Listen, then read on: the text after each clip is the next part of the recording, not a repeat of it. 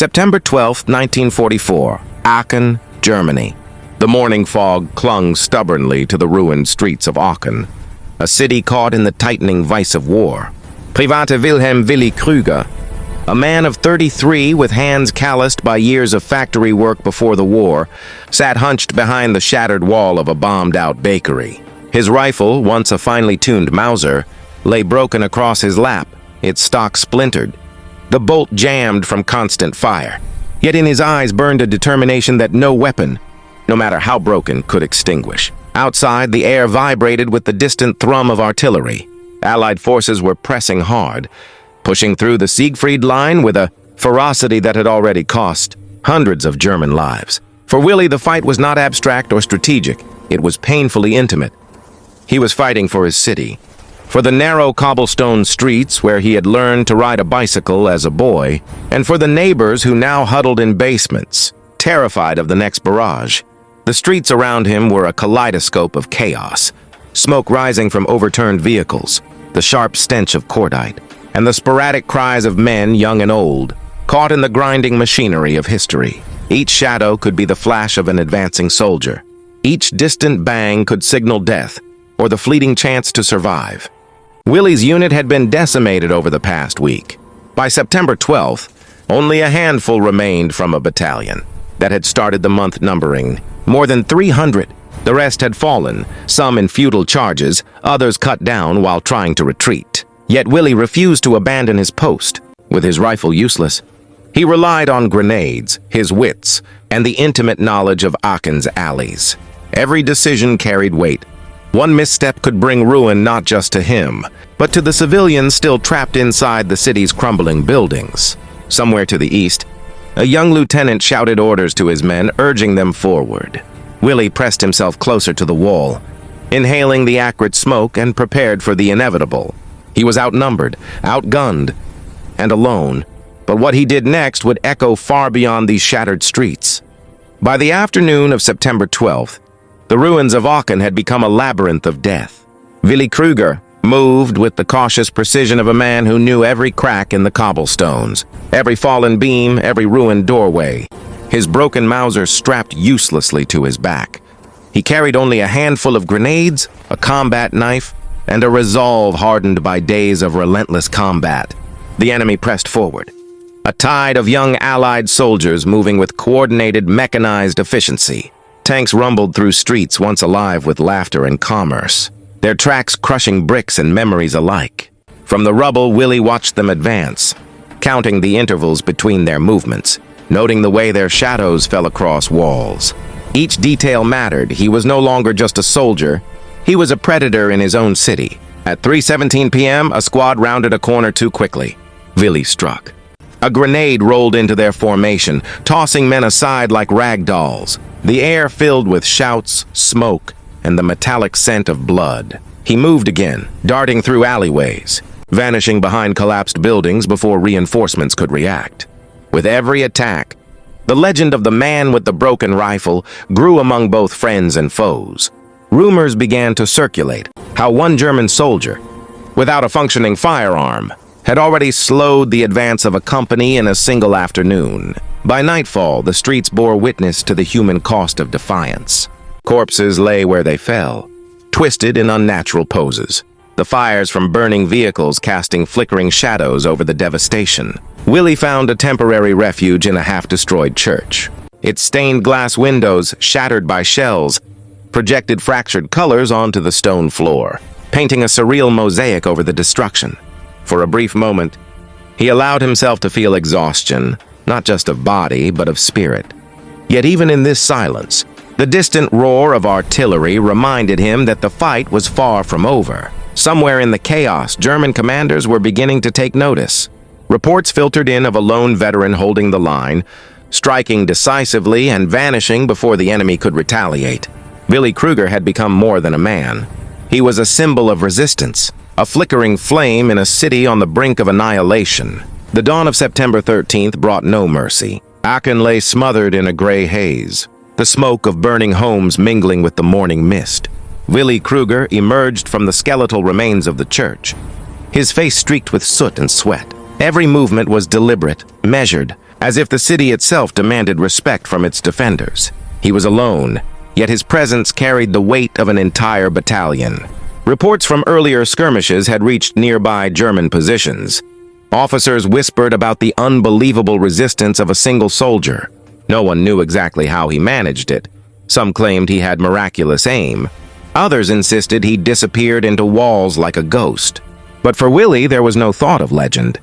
Survival was the immediate pressing concern. By mid-morning, a fresh wave of Allied troops pushed into the northern sectors. Willie anticipated them. Crouching behind a toppled fountain in what had once been the city square, he hurled a grenade into the advancing line. The explosion echoed through the empty streets. Metal and stone colliding in violent harmony. Men fell, some screaming, others silent before the chaos even reached them. Despite the carnage, Willie's tactical mind was sharp. He abandoned conventional positions, using the ruined bakery, collapsed homes, and shattered walls as shifting defensive points. He was constantly moving, unpredictable, and the enemy found themselves frustrated by the elusiveness of a soldier who had lost his primary weapon yet refused to yield an inch of ground. By evening, the scale of his impact became painfully clear. Intelligence reports indicated that in less than 24 hours, Willie Kruger had inflicted casualties that numbered in the dozens. Yet he remained just one man, tired, hungry, and wounded. Each footstep through the rubble reminded him that while his body might bend, his resolve could not. Aachen's fate hung in the balance, and with every calculated strike, he refused to let the city fall without a fight. September 14th arrived with a bitter chill, the kind that seeped through threadbare uniforms and rattled the teeth of men hardened by months of combat. Willie Kruger awoke in the ruins of a bombed-out apartment, his back pressed against a wall that had once been a home. The silence of the morning was deceptive. The war had a way of creeping in, of turning even stillness into a threat. The streets had transformed into a deadly chessboard. Tanks prowled like mechanical beasts, and infantry advanced in waves, expecting resistance, but unprepared for the cunning of one man who seemed everywhere and nowhere at once. Willie's Mauser still lay broken, useless on his back, but he had learned to fight in a new way, through anticipation, patience, and sheer audacity. At precisely 9:42 a.m., a squad of 12 soldiers entered a narrow alleyway that Willie had been watching for hours. He rolled a grenade, its explosion echoing between the buildings like a gunshot from the past. Dust, smoke, and shouts erupted, and when the chaos cleared, half the squad was incapacitated. He vanished before the remainder could regroup, leaving only the eerie aftermath behind. By afternoon, word of the man with the broken rifle had reached the highest German commanders in Aachen. Dispatches described him not merely as a soldier, but as an unstoppable force, a single veteran who, despite exhaustion and injury, inflicted devastating losses on the advancing enemy. His human endurance was becoming almost mythic. 12 soldiers taken down in one alley, others falling in traps he had laid across the city's shattered terrain. Yet with every success, the stakes rose. Each skirmish drained him physically and mentally. Hunger gnawed at his stomach, and small wounds from shrapnel and bullets throbbed painfully. Still, the thought of surrender never crossed his mind. For Willie Kruger, Aachen was more than a city. It was a responsibility, a final barrier between the enemy and the lives of civilians still trapped in its ruins.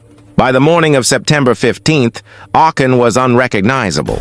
Streets that once carried the rhythms of daily life now lay jagged and silent, littered with rubble, twisted metal, and the remnants of lives torn apart. Willie Kruger moved cautiously through this shattered landscape, his senses sharpened by 3 days of relentless combat. Every shadow could hide an enemy, every corner could be the scene of his end. The Allies, frustrated by repeated setbacks, intensified their efforts. Artillery shells screamed overhead, tearing into buildings and sending clouds of brick dust into the sky. Tanks prowled the streets, their engines growling like beasts hunting prey. But Willie had adapted. Using the city's ruins as both shield and weapon, he set traps, exploited blind spots, and struck with deadly precision. His broken rifle was a relic. His mind and courage were his true arsenal. At 11:16 a.m., he encountered a patrol of 6 men near the remains of a municipal fountain. With swift and calculated movements, he tossed a grenade, The blast, tearing through the formation. Only one soldier staggered away, wounded and in shock, while the others were incapacitated. He slipped away into a narrow alley, disappearing into the shadows as if the city itself were swallowing him whole. By nightfall, reports from the German command detailed an almost unbelievable toll. 119 enemy soldiers had fallen over the past 3 days. The majority directly attributed to a single veteran wielding a broken rifle. His extraordinary endurance and ingenuity had slowed the Allied advance and inspired a fragile spark of hope among the defenders still holding Aachen. Yet Willie was not invincible. Exhaustion weighed heavily on him, his body aching from every step. Every explosion, every near miss. The city's devastation mirrored his own weariness. But even as the night descended, he prepared to continue. The war outside the walls would not pause for him, and neither would he pause for it. The morning of September 16th broke under a sky streaked with smoke and ash, casting Aachen in a surreal sepia-toned light. Willy Kruger had spent the night in a partially collapsed cellar, surrounded by the hushed whispers of frightened civilians who had begun to recognize him as more than a soldier, a guardian in a city on the edge of annihilation. Despite the small comforts of shelter, he barely slept, ears straining at every creak of collapsing timber or distant echo of boots. The Allies, now aware of the extraordinary resistance, began sending larger, more coordinated forces into the northern sectors. Machine guns rattled from the far end of the street. Mortar fire shook the earth beneath him. But Willie moved with the familiarity of a man navigating a home he had known all his life. Every overturned cart, every ruined wall became a tool. His broken rifle remained a silent testament to his resourcefulness. The gun was useless, but he had learned to fight without it, relying on grenades, traps, and hand-to-hand cunning. At precisely 10:03 a.m., a group of 10 soldiers advanced down a narrow lane flanked by burned-out shops. Willie rolled a grenade into their midst. The explosion sent bodies sprawling. Screams and the acrid stench of gunpowder filled the air. Before the survivors could recover, he had vanished into a back alley, leaving only chaos in his wake. By midday, German officers were no longer speaking in disbelief. They were strategizing around him. Maps were marked with his sightings, patterns analyzed, and contingency plans drafted to try to neutralize the one man holding the line. Yet for Willie, there were no plans, no grand designs. There was only the city, the civilians, and the relentless need to survive another hour, another confrontation, another assault. As night fell, the streets of Aachen were quieter, but tension lingered like a tangible presence. Willy Kruger had become a phantom in the ruins, a single veteran who, without a functioning weapon, had turned 3 days of assault into a near-impossible struggle for the enemy. Exhausted, wounded, yet unbroken, he prepared to meet whatever the dawn would bring. September 17th dawned with an uneasy calm, the kind that always precedes a storm. Willy Kruger moved through the skeletal remains of Aachen's eastern district, the once bustling streets now hollow corridors of shadow and ruin. The city had become a trap, a gauntlet he knew intimately, and every step he took was measured, deliberate. A conversation with the ghosts of buildings and lives destroyed. The Allies, now fully aware of the havoc wrought by one man, altered their tactics. Small squads were replaced by larger patrols. Tanks prowled closer to the center of the city, and snipers were positioned on every vantage point. Yet Willie adapted with uncanny instinct. He used the city's verticality, collapsed stairwells, broken balconies, and crumbling rooftops to strike unpredictably and vanish before the enemy could respond. By mid-morning, he faced a particularly dangerous scenario. A platoon advancing through a narrow street lined with the skeletons of burnt-out cars and shattered shops. Grenade in hand, he waited, every heartbeat echoing in the empty air. At the precise moment, he launched it into their midst. Explosions tore through the formation, throwing men into disarray. The surviving soldiers scrambled, their disciplined advance shattered by a single veteran who had no rifle, only courage and cunning. As the day dragged on, Willie began to feel the physical toll of relentless fighting. Cuts from debris, bruises, and exhaustion weighed on him. But still he pressed forward, driven by the unyielding need to protect the city and its people. Civilians began to whisper his name. Awe and fear entwined. The man who could not be stopped, who moved like a shadow, struck like a phantom, and disappeared without a trace. By nightfall, it was clear that 3 days of continuous fighting had created a legend. The enemy's advance was slowed, their casualties mounting, and for the defenders, Willi Kruger was more than a soldier. He was a symbol of resilience, proof that even in the darkest hours, courage could shape history. September 18th arrived heavy with smoke and tension. Aachen's streets, already scarred by days of combat, seemed almost alive, whispering warnings to anyone daring to cross them. Willi Kruger, his uniform tattered and face streaked with grime, navigated the ruins like a man moving through memory. Every corner, every alley, a familiar trap, a carefully chosen advantage. The Allies, growing increasingly desperate to break the resistance, launched coordinated assaults with overwhelming force. Artillery shells tore through walls, tanks barreled down streets, and infantry pushed forward with grim determination. But Willi, though exhausted and wounded, remained a ghost among the rubble. He struck from unexpected angles, using the shattered cityscape as both weapon and shield. At 2:48 p.m., a platoon attempted to flank him through a partially collapsed tenement. With deft timing, he rolled a grenade into their midst, the explosion sending bodies sprawling into debris. The survivors panicked, breaking formation and retreating under his unseen pressure. Every movement, every decision was calculated. He had become a master of urban warfare, wielding fear as effectively as any rifle. By evening, the toll of his actions was staggering. In just under a week, 119 enemy soldiers had fallen, most in encounters orchestrated by one man wielding nothing but ingenuity, grit, and a broken rifle. German officers, who had once doubted the impact of a single soldier, now spoke of him in awed whispers. Willi Kruger had become a living testament to the power of determination, a force that no machine, no battalion could easily suppress. Yet even as the night settled, exhaustion gnawed at him. Each breath was heavy, each step a struggle. Still, he pressed on, driven by duty, by the faces of civilians who had come to rely on his presence, and by a stubborn refusal to surrender. Aachen's fate and his own remained entwined in a precarious dance between destruction and survival. Yet even as the night settled, exhaustion gnawed at him. Each breath was heavy, each step a struggle. Still, he pressed on, driven by duty, by the faces of civilians who had come to rely on his presence, and by a stubborn refusal to surrender. Aachen's fate and his own remained entwined in a precarious dance between destruction and survival. September 19th broke under a sky thick with smoke, casting Aachen in a ghostly gray light. Willi Kruger, hunched and limping from wounds sustained over 4 relentless days, emerged from the remains of a collapsed bakery. His hands were blistered, his uniform shredded, but his eyes burning. With a quiet fire, surveyed the streets with the precision of a hunter.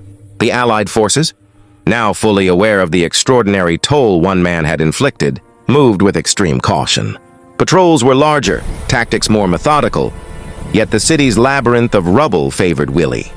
Every shattered wall, every toppled cart, every ruined stairwell became an extension of his strategy. He struck with surgical precision, each grenade, each trap, each feint further cementing his reputation as an unstoppable force.